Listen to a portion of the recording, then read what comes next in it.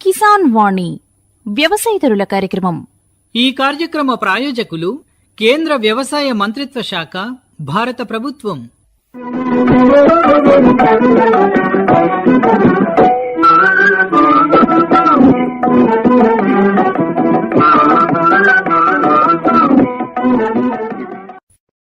ఈనాటి వ్యవసాయదారుల కార్యక్రమంలో మామిడిలో నాణ్యమైన దిగుబడికి సూచనలు, అశ్వరావుపేట వ్యవసాయ కళాశాల ప్రొఫెసర్ డాక్టర్ ఐవి శ్రీనివాసరెడ్డి గారితో పరిచయం వింటారు. పరిచయకర్త శ్రీ కొలపాక శంకరరావు. ఆకాశవాణి రైతు సోదరులకి స్వాగతం పలుకుతూ ఉంది. ముఖ్యంగా వేసవి కాలం అనగానే మనకి మామిడి పళ్ళు గుర్తొస్తాయి. ప్రధానంగా ప్రతి వ్యక్తి కూడాను ఈ వేసవి కాలంలో మామిడి పండు తినని వారు అంటూ ఉండరు. అయితే ఈ మామిడి పండు తినడం అనేది ఒక ఎత్తు అయితే, మామిడిలో క్వాలిటీ గల పండ్లు తినడం అనేది ఒక ఎత్తు. దానికోసం ఎంత దూరమైనా మనం ప్రయాణం చేస్తూ ఉంటాం. మంచి నాణ్యమైన పళ్ళు తినాలి, లేకపోతే మంచి టేస్ట్ ఉన్న పళ్ళు తినాలనేసి ప్రయత్నం చేస్తూ ఉంటాం. అన్ని మామిడి పండ్లైనా కూడాను మరి ఈ రకరకాల వ్యత్యాసాలు ఎందుకు ఉంటాయి, అసలు నాణ్యమైన దిగుబడి రావాలంటే మనం ఎట్లాంటి జాగ్రత్తలు తీసుకోవాలి అనేది వివరించేందుకు భద్రాద్రి కొత్తగూడెం జిల్లా అశ్వరావుపేట వ్యవసాయ కళాశాల ప్రొఫెసర్ డాక్టర్ ఐవిఎస్ రెడ్డి గారు మన స్టూడియోస్కి అందుబాటులో ఉన్నారు. వారిని అడిగి ఈ మామిడిలో నాణ్యమైన దిగుబడులు రావాలంటే ఏం చేయాలి, రైతు లాభం పొందాలంటే ఎలాంటి జాగ్రత్తలు పాటించాలని తెలుసుకుందాం. నమస్కారం అండి శ్రీనివాస్ రెడ్డి గారు. నమస్కారం సార్. ఈ మామిడిలో ముఖ్యంగా రైతులు ఈ వేసవిలో ఇప్పుడు దిగుబడి మీద ఎలాంటి జాగ్రత్తలు పాటించాలంటారు? ముఖ్యంగా ప్రస్తుతం చాలా తోటల్లో మామిడి గోళీకాయ పరిమాణం నుంచి బాదం కాయ పరిమాణం వరకు ఉన్నాయి. ఈ దశలో ముందుగా ఒక తేలికపాటి తడిగాని ఇచ్చినట్లయితే కాయలు వేగంగా పెరుగుతాయి. అదే విధంగా నీటి తడి ఇచ్చిన తర్వాత ప్రతి చెట్టుకి 1 kilo urea, 1 kilo muriate of potash వేసుకున్నట్లయితే కాయలకు కావలసిన పోషక పదార్థాలు చక్కగా అంది నాణ్యమైన కాయలు రావడానికి ఆస్కారం ఉంటుంది. అదే విధంగా ఎక్కడైనా తోటల్లో నీటి సదుపాయం లేకపోయినట్లయితే 13-0-45 అనే మందు 10 గ్రాములు లీటర్ నీటికి చొప్పున కలిపి చెట్లపై పిచికారీ చేసుకున్నట్లయితే కూడా నాణ్యమైన కాయలు వేగంగా బయటకు వస్తాయి. అదే విధంగా ఈ దశలో అంటే గోళీకాయ పరిమాణం నుంచి పెరిగే దశలో ముఖ్యంగా కాయ తొలుచు పురుగు అనేది ఆశిస్తూ ఉంటుంది. ఇది ఆశించకుండా ఇమామెక్టిన్ బెంజోయిట్ అనే మందు 0.5 గ్రాములు లీటర్ నీటికి చొప్పున కలిపి పిచికారీ చేసుకోవచ్చు. లేదా లాంబ్డా సహలైత్రిన్ అనే మందు 1 మిల్లీలీటర్ లీటర్ నీటికి చొప్పున కలిపి పిచికారీ చేసుకోవడం ద్వారా కూడా దీన్ని నివారించుకోవచ్చు.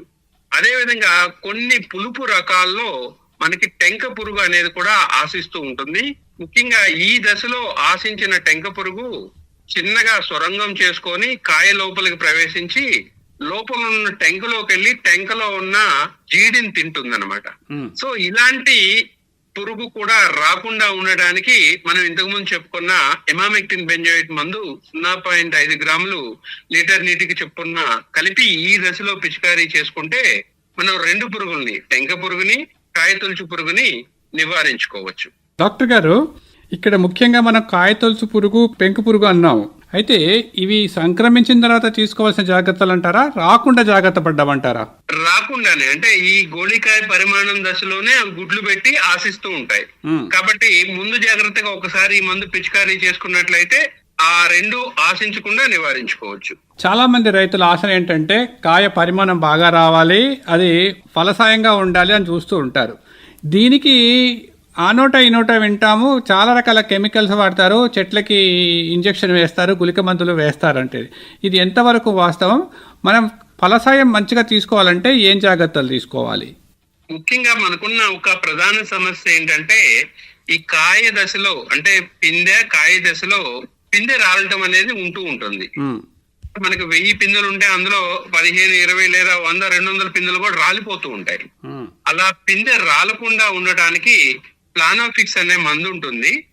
దాన్ని 1 మిల్లీ లీటర్ 2.5 లీటర్ల నీటికి చొప్పున కలిపి పిచికారీ చేసుకోవాలి. సో ఆ మందు గాని పిచికారీ చేసుకుంటే కాయ అనేది రాలకుండా ఉంటుంది. సో ఈ జాగ్రత్త పాటించాలి. ఇది కాకుండా చాలా మంది వివిధ రకాల రసాయనాలు, ఇందాక మీరు చెప్పినట్లు వేరే మందులు వాడితే ఉపయోగం ఏమీ ఉండదు, రైతుకి ఖర్చు కూడా పెరుగుతూ ఉంటుంది. కాయ పెరగడానికి కూడా మనం ఇంతకు ముందు చెప్పుకున్నట్లు మొక్కకు బలం ఇస్తే అది సక్రమంగా కాయ పెరగడానికి ఉపయోగపడుతుంది. ముఖ్యంగా మనం చెప్పుకున్నట్లు నీటి తడులు 15-20 రోజులకు ఒకసారి తడులు ఇవ్వగలిగితే కాయ బాగా వేగంగా పెరుగుతుంది. దాంతో పాటు మనం నేలలో 1 కిలో యూరియా 1 కిలో పొటాష్ వేస్తాం కాబట్టి కాయ పెరుగుతుంది. ఒకవేళ నీటి తడులు ఇవ్వడం కుదరకపోతే మాత్రం పైపైటుగా 13-0-45 అనే మందు 10 గ్రాములు లీటర్ నీటికి చొప్పున కలిపి ప్రతి చెట్టుకి పిచికారీ చేసుకున్నట్లయితే కాయ వేగంగా పెరిగి మంచి నాణ్యత కూడా వస్తుంది. కాయ కోతకు ఒక 20 రోజులు, నెల రోజుల ముందు కాల్షియం నైట్రేట్ అనే మందు గాని పిచికారీ చేసుకున్నట్లయితే, ఇది కూడా 5 గ్రాములు లీటర్ నీటికి చొప్పున కలిపి పిచికారీ చేసుకున్నట్లయితే కాయ బాగా మృదువుగా, కాయ చర్మం ముఖ్యంగా మృదువుగా ఉండి నాణ్యత పెరుగుతుంది, మంచి రంగు రావడానికి కూడా ఆస్కారం ఉంటుంది. అదే విధంగా కాయ కోత సమయంలో కూడా మచ్చలు ఏమన్నా వచ్చే అవకాశం ఉంటుంది. కాబట్టి కోతకు ముందు 20 రోజుల ముందు కార్బండిజం అనే మందు 1 గ్రాము లీటర్ నీటికి చొప్పున కలిపి పిచికారీ చేసుకున్నట్లయితే కాయ మీద ఎలాంటి మచ్చలు రావు. అదే విధంగా కాయ కోసిన తర్వాత కూడా కాయ కుళ్ళటం అనేది జరగదు. ముఖ్యంగా కాయలు కోసిన తర్వాత మాగబెట్టిన సమయంలో చాలా కాయలు కుళ్ళిపోతుంటాయి. అది జరగకుండా ఉండడానికి ముందుగానే మనం కోతకు 20 రోజుల ముందే 1 గ్రాము కార్బండిజం లీటర్ నీటికి చొప్పున కలిపి పిచికారీ చేసుకోగలిగినట్లయితే కాయ కోసిన తర్వాత మాగ వేసుకున్నప్పుడు కూడా కాయలు కుళ్ళటం అనేది జరగదు అన్నమాట. అంటే మీరు ఇంతకుముందు చెప్పారు, ఇప్పుడు మచ్చలు రాకుండా కూడా 20 రోజుల ముందు అన్నారు, ఇది కులిపోకుండా ఉండడం కోసం కూడా 20 రోజుల ముందే అన్నారు. సో 2 మందులు ఒకేసారి వేసుకోవాల్సిన సందర్భం ఏర్పడినప్పుడు మరి ప్రాబ్లం ఏమైనా అవుతుందంటారా? లేదండి, ఇప్పుడు మనం చెప్పిన మందు దాని ప్రభావం కేవలం 20 రోజులు మాత్రమే ఉంటుంది. మనం కాయ కోసేటప్పటికి దాని ప్రభావం తగ్గిపోతుంది. దానివల్ల మనుషులకి ఎలాంటి హాని ఉండదు, మనుషులకి ఎలాంటి రసాయనాలు కూడా వెళ్ళవు. అది కేవలం కాయ కోతకి 20 రోజుల ముందే పిచికారీ చేసుకుంటే మచ్చ రాకుండా చేస్తుంది, అదే విధంగా కుళ్ళిపోకుండా కూడా చేస్తుంది అనమాట. మామిడి అనగానే మనకి చాలా రకాల మామిడికాయలు మనకు అందుబాటులో ఉన్నాయి. అది అంటు మొక్కల నుంచి వచ్చే మామిడి ఒక రకంగా ఉంటుంది, ప్రకృతి పరంగా వచ్చే మామిడికాయలు ఒక రకంగా ఉంటాయి. అయితే రుచిపరంగా చూస్తే పులుపులు, అలాగే పులుపు తీపి కలిపి ఉంటుంది, తీపి ఉంటుంది. మరి ఇలా ఒక మొక్కలో ఉన్నటువంటి పులుపుదానాన్ని పోగొట్టడానికి మనం ముందు నుంచి ఏమైనా జాగ్రత్తలు తీసుకుంటే దాని యొక్క స్వతహాగా వచ్చే గుణాన్ని మనం అనుకుంటున్నట్టుగా తీసుకోవచ్చా? మామూలుగా అయితే మామిడిలో ఆ రుచి అనేది స్వతహాగా ఆ యొక్క రకానికి మాత్రమే ఉంటుంది. ఉదాహరణకు పులుపు అనేది పచ్చడి రకాలకు మాత్రమే ఉంటుంది. అదే తీపిదనం అనేది మనం తినే కాయలకు కానీ లేదా రసాలకు కానీ ఇలాంటి కాయలకు, అంటే చిన్న రసం, చెరుకు రసం, అదే విధంగా బంగినపల్లి ఇలాంటివన్నీ కూడా స్వతహాగా తీగానే ఉంటాయి. అదే విధంగా మనం పచ్చడికి ఉపయోగించాయి అంటే చిన్న రసం కానీ లేదా బంగారు వర్ణంలో ఉండే కాయలు కానీ, ఇంకా తెల్ల గులాబీ ఇలాంటివి కొన్ని రకాలు ప్రత్యేకంగా పచ్చళ్ళకు మాత్రమే వినియోగిస్తారు. వాటిలో చివరికి పండినా కూడా పులుపుదనం అలాగే ఉంటుంది అనమాట. రేఖ అనే రకం ఉంటుంది. అది మీరు పచ్చిగా ఉన్నప్పుడు పులుపుగానే ఉంటుంది, పండిన తర్వాత కూడా పులుపుగా ఉంటుంది. కాబట్టి పులుపు రకాలని కేవలం పచ్చళ్ళ కోసమే వినియోగించాలి. అంటే ముందుగానే వాటిని కోసి పచ్చళ్ళ తయారీకి వినియోగించుకోవాలి. అదే విధంగా తీయగా ఉన్న రకాలు ఇప్పుడు మనం చెప్పిన బంగినపల్లి, చెరుకు రసం, పెద్ద రసం ఇలాంటివి తీయగా ఉంటాయి కాబట్టి వాటిని ముందుగా కోయకూడదు. పూర్తిగా పక్వానికి వచ్చిన తర్వాతే కోసుకున్నట్లయితే వాటిలో చక్కెర శాతం ఎక్కువగా ఉండటం వల్ల అవి తీయగా ఉంటాయి అన్నమాట.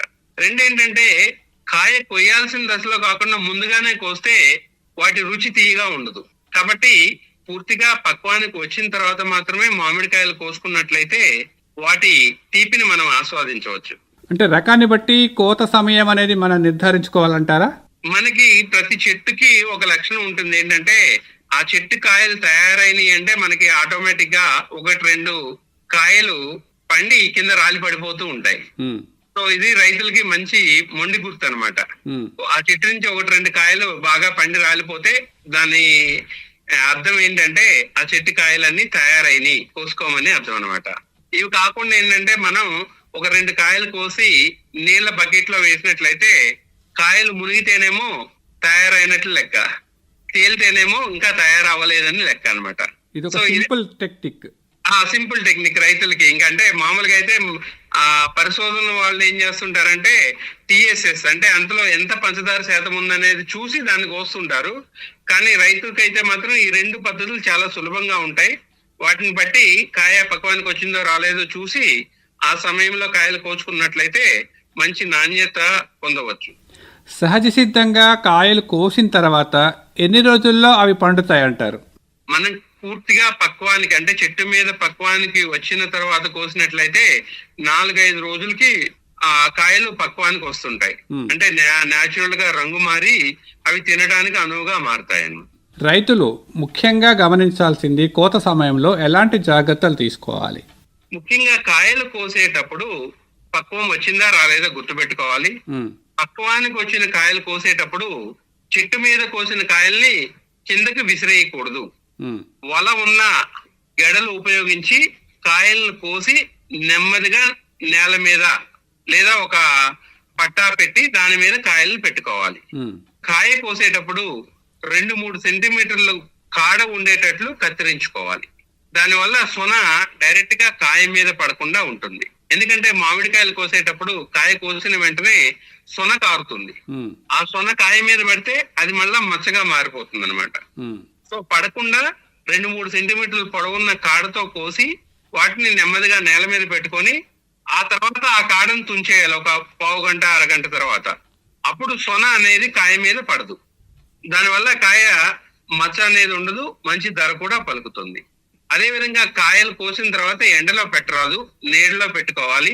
అదే విధంగా కోసిన కాయల్ని శుభ్రంగా చల్లటి నీటిలో వేసి శుభ్రంగా కడిగి ఆరబెట్టుకున్నట్లయితే వాటికి మంచి ధర పలుకుతుంది. సహజంగా ఏ సమయంలో అంటే ఉదయ వేళల్లో మంచిదంటారా, కాత దింపు అనేది సాయంత్రం వేళల్లో మంచిదంటారా? ఉదయం తెల్లవారుజాము నుంచి 10 గంటల లోపు, అదే విధంగా సాయంత్రం 3-4 గంటల నుంచి 6-7 గంటల వరకు కాయలు కోసుకోవచ్చండి. మధ్యాహ్నం కాయలు కోస్తే వాటి నిల్వ సామర్థ్యం తగ్గిపోతుందండి. అదే ఉదయం గాని లేదా సాయంత్రం చల్లటి వేళల్లో కోసుకున్నట్లయితే వాటి నిల్వ సామర్థ్యం అంటే వారం 10 రోజుల వరకు గది ఉష్ణోగ్రత వద్దే బాగా నిల్వ ఉంటాయండి. బాగుందండి. మరి మామిడిలో నాణ్యమైన దిగుబడులు తీసుకోవాలంటే రైతులు నీటి తడులు ఏ విధంగా ఇవ్వాలి, అలాగే కాయలు రాలిపోకుండా ఎలాంటి మందులు వాడుకోవాలి, ఇక కోసే సమయంలో ఎలాంటి జాగ్రత్తలు తీసుకోవాలి అనే విషయాలు మా రైతు సోదరులకు చాలా వివరంగా అందించారు. నమస్కారం అండి. ధన్యవాదాలు సార్. మీరింతవరకు మామిడిలో నాణ్యమైన దిగుబడికి సూచనలు అశ్వరావుపేట వ్యవసాయ కళాశాల professor doctor IV Srinivas Reddy గారితో పరిచయం విన్నారు. పరిచయకర్త శ్రీ కొల్లిపాక శంకరరావు. సర్వోత్తమ రైతు పురస్కారం లభించింది హరికి. హరి, మీ విజయ రహస్యం ఏమిటో చెప్పండి. రైతు మిత్రులారా, మీరు కూడా మీ పొలాల్లో అధిక పంటను పండించగలరు. అదెలా? ఎప్పుడు ఏ సమస్య వచ్చినా వెంటనే కలపండి ఈ నెంబరు 1800-180-1551. ఇది ఎవరి number Babu? Kisan call centre the. అక్కడ విశేషజ్ఞులు మీ పొలం సమస్యలకు వెంటనే పరిష్కారం చెప్తారు. అదేంటయ్యా, విశేషజ్ఞులు అన్ని సమయాల్లోనూ దొరుకుతారా? తప్పకుండా దొరుకుతారు. ఏడాదిలో 365 రోజులును, అది కూడా ఉదయం 6 గంటల నుంచి రాత్రి 10 గంటల దాకా. మరైతే ఎక్కువసేపు మాట్లాడితే డబ్బు చాలా అవుతుందిగా. ఖర్చు లేనే లేదు. మొబైల్ పై గానీ ఇతర ఫోన్ తో కానీ కిసాన్ కాల్ సెంటర్ కి ఉచితంగా కాల్ చేయవచ్చు. సలహాకి కూడా ఖర్చు ఉండదు. నిజంగా? 16 అణాల నిజం. రైతు సోదరులారా, పంట సమస్యల గురించి మీ భాషలో వెంటనే సమాధానం కోసం పూర్తి భారతదేశంలో ఏ ఫోన్ నుంచి అయినా జాతీయ హెల్ప్ లైన్ నంబర్ 1800-180-1551తో ఉచితంగా సంప్రదించండి. రైతు మిత్రుడు కిసాన్ కాల్ సెంటర్.